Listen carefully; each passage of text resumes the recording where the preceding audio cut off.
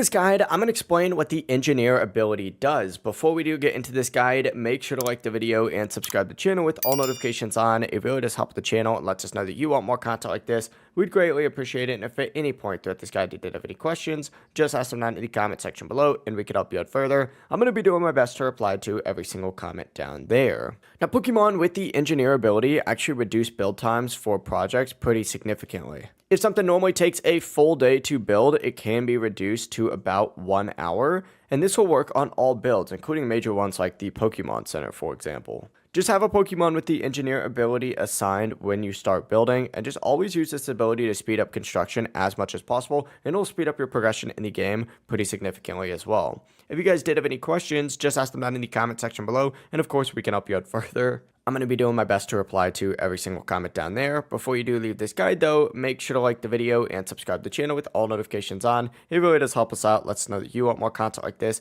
We'd greatly appreciate it. Have a great rest of your day though. Peace.